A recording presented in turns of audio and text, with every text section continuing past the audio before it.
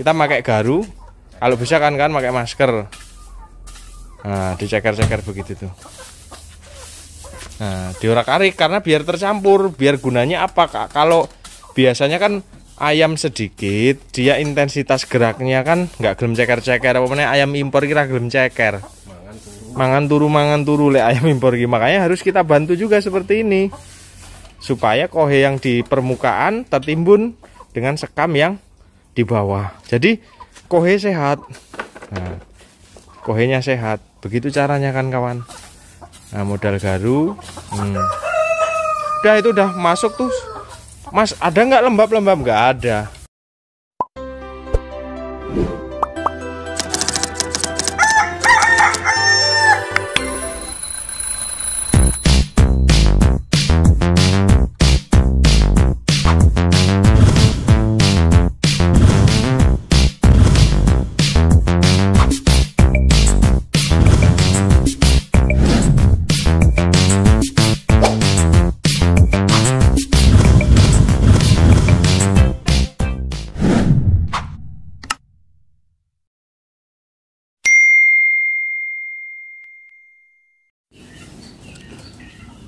Halo, assalamualaikum warahmatullahi wabarakatuh, sedulur peternak muda. Nah, selamat datang kembali di channel kesayangan kita ya kan kawan. Hari ini mau menindaklanjuti beberapa request video kawan-kawan tentang bagaimana mas setting alasnya atau liter kandangnya, kok nggak bau, kok nggak ada lalat. Nah, ini kurang lebih sebelum saya kasih tirai udah kena tampias beberapa kali. Nah, tentunya lembab. Nah, cuman ini nanti banyak ya, kolerasinya banyak, nanti harus saya jelaskan. Jadi alas kandang atau liter kandang itu bukan perkara Anda bakar sekamnya, Anda atur segala macamnya. Mau Anda bakar sebanyak apapun, kalau bentuk kandangnya salah, ya berpotensi akan menimbulkan masalah. Contoh hal begini, jadi kalau ada yang membagikan dalam artian lantai kandang dengan halaman depan itu sejajar, bahkan malah lebih rendah, mau Anda sekamnya dibakar segala macam, itu bahaya. Bahayanya karena apa? Potensi banget tingkat kelembapannya tinggi walaupun Anda bakar, terkhusus di musim hujan. Dan juga ayam kurang sehat. Jadi yang pertama harus Anda lakukan ketika Anda buat kandang postal, ingat ini hitungan paten, wajib lebih tinggi daripada halaman depan. Itu udah paling istimewa. Keunggulannya banyak banget. Keunggulannya lantai kandangnya nggak akan lembab terlalu lama atau bahkan tidak bisa lembab. Sirkulasi juga diperhatikan. Jadi semua berkesinambungan kan kawan. Bukan hanya ramuan kita atau cara setting alasnya doang, tapi sarana prasarana tempat alasnya pun harus. Ada lagi ini di bawah tanah. Ini wajib di bawahnya menggunakan tanah. Lihat. Ini nggak kita tambahin. Ini baru pertama kali ini kita tambah namanya apa yang putih-putih, kapur dolomit. Nah, kapur dolomit ini manfaatnya banyak dan nanti juga akan berkesinambungan ketika alas kandang ini kita tarik, kita ganti baru. Ini udah langsung siap pakai nih. Ke pertanian udah siap pakai. Lihat sekamnya belum seberapa terurai. Iya, karena masih baru. Ini hitungan sekam baru. Baru kita tambah kapur dolomit ini. Jadi settingan saya seperti ini. Kalau sudah mulai butuh yang namanya kapur dolomit, cara mengetahui butuhnya atau enggak itu mulai tuh kohenya banyak, enggak terurai. Enggak terurai dalam artian enggak terurai ke kanan kiri. Mana ya contohnya yang belum? Nah, seperti ini. Pasti akan ada titik yang namanya dimana ayam itu nangkring. Kalau nangkringnya di atas ya kohenya akan numpuk di situ tuh. Walaupun bentuknya apa, tetap dia ada satu titik. Nah, ini juga perlu bantuan yang namanya pembolak-balikan ini. Kita hajar dulu dengan kapur dolomit. Ya, kita hajar dulu tuh kan di tempat nangkringnya kan wong. Nah, tuh kita hajar dulu dengan kapur dolomit. Nah, ini yang belakang ini mas ya. Lihat, bersih mas juga bersih karena sirkulasinya bagus. Alas kandangnya tinggi. Kering. Nah, kering banget. Lalat nggak akan datang, nggak. Ini kemanfaat daripada kapur dolomit nih kan kawan, nggak bau, terus liternya juga sehat ya. alas kandangnya dia semakin sehat. Kalau Anda taburi kapur dolomit, setelah itu Anda panen, bisa Anda langsung gunakan menjadi pupuk kandang, ya kan? Ndi, Kong. Mana yang banyak, yang kemarin banyak menumpuk itu? Nah, kapur dolomitnya yang bagus kan kawan ya, yang putih. Nah, ini di kandang-kandang legon. Nah, ayam juga akan sehat. Nah, dimakan nggak apa-apa, nggak masalah. Kalaupun kemakan nggak masalah. Saya udah bertahun-tahun menggunakan cara seperti ini dan alhamdulillah juga berhasil. Ini pakan masih full protein 20%. Shrea itu proteinnya berapa lupa saya. Shrea BR1 itu masih full. Harusnya baunya menyengat, harusnya lalatnya juga banyak. Jadi kalau ada kawan-kawan yang lain berbicara kandang saya nggak ada lalat, nah Anda pelihara apa? Anda pelihara ayam petelur, Anda pelihara ayam dewasa, beda. Konsumsi pakan juga berpengaruh. Ini kan berkesinambungan nih. Kita nggak mau kandang kita bau, kita otak-atiknya hanya di alasnya, ya nggak akan beres. Semua berkesinambungan. Kenapa seperti itu? Nih, kita sedikit akan menjelaskan. Yang namanya pakan atau nutrisi, mungkinkah terserap 100% oleh ayam? Tidak mungkin. Sisa yang tidak terserap oleh ayam, terkhusus protein, keluar lewat feses atau kotorannya, itulah yang membusuk, yang menimbulkan namanya bau. Fur masuk sistem pencernaan, udah kena asam yang ada di dalam tubuh ayamnya, sistem pencernaannya keluar, dia membusuknya di luar. Itu yang menyebabkan bau. Makanya kawan-kawan kalau bicara, Mas Yoga, kandang brooding saya banyak lalat. Mas Yoga, kandang brooding saya baunya menyekat. Karena apa? Proteinnya tinggi. Itu pakan yang Anda berikan proteinnya tinggi, fesesnya pun bisa berpotensi tuh banyak protein yang terbuang yang tidak terserap. Jadi apa, Mas? Jangan hanya berbicara liternya, Anda juga harus berbicara faktor lainnya. Contoh, pemberian vitamin untuk memaksimalkan nutrisi agar terserap. Pemberian jamu tolak bala supaya penyerapan nutrisinya semakin terserap. Jadi indikasi daripada kandang bau, lalat banyak, itu ada di pakan. Kalau tipe pakannya protein tinggi, otomatis potensi nutrisi yang tidak terserap dan lewat feses itu sangat besar. Jadi dalam merawat ayam, kita nggak mau bau, kita nggak mau ada lalat, itu berkesinambungan. Nggak hanya difokus alas kandangnya, struktur, skema, bentuk kandang berpengaruh, sirkulasi terutama. Karena semakin bagus sirkulasi, otomatis udaranya fresh, lembabnya juga cepat kering karena tersapu oleh sirkulasi. Itu struktur kandang. Kedua, bentuk ini gimana, harus lebih tinggi alas kandang dengan halaman depannya. Ini juga sangat berpengaruh. Habis itu pemilihan jenis cara lantai kandangnya. Ada yang di semen, ada yang di plester, ada yang di tanah. Kalau Mas Yoga sarankan apa? Tetap tanah. Tetap tanah, lebih mantap. Kalau Mas boleh nggak saya pakai udah terlanjur di plester? Boleh, tapi Anda harus apa? Anda harus timbun dulu pakai tanah yang tinggi. Atau kalau Anda nggak mau nimbun, boleh boleh plesteran langsung dihajar sekam, boleh. Tapi ketika itu Anda tidak boleh terlalu lama menggunakan liternya. Anda harus tarik. Anda tarik ganti ulang. Kalau kayak gini ini udah nanti menyatu ya. Yang tadinya tebal dalam arti, nah ini kan sekam baru nih yang tidak ada ayamnya. Kemarin sempat terisi tapi nggak lama nih. Tebal kan? Masih tebal. Beda dengan ayam yang sudah lama hidup tuh, banyak udah warnanya udah menggelap, dia warnanya sudah agak hitam kan, warna skamnya. Karena itu udah mulai hidup, dia mulai hidup, liter kandangnya mulai sehat, udah mulai membusuk. Dan emang harus begitu, ada masanya. Dan nanti ketika digunakan di pertanian itu juga bagus.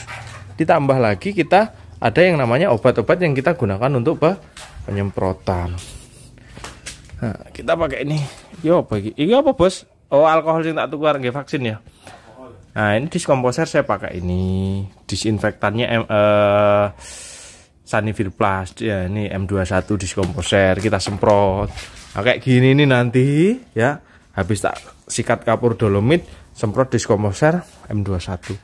Sehat, kawan-kawan, sehat. Dan tidak ada keluhan apapun di setiap petani-petani yang menggunakan alas kandang kita. Kalau saya nggak pernah jual ini, kalau ada petani lokalan di sini ambil, tapi saya dikasih tuker yang namanya sekam. Jadi silahkan nanti dipanen, tapi saya ditukerin dengan sekam. Terus settingnya bagaimana Mas ketika sudah dipanen? Ya sama, kapur dolomit, sekam. Nih udah mulai habis nih. Ini harusnya udah mulai, harus kita tambah ini. Nah, harus kita tambah ini. Ini nanti kita tambah sekamnya, cuma kan entek isian biasa berbodoh lur. Angel golek wong kerja. Sehat toh. Begini aja kita nyeting alas kandangnya, udah nggak apa-apa. Apakah perlu dibakar, apakah tidak perlu, itu pilihannya.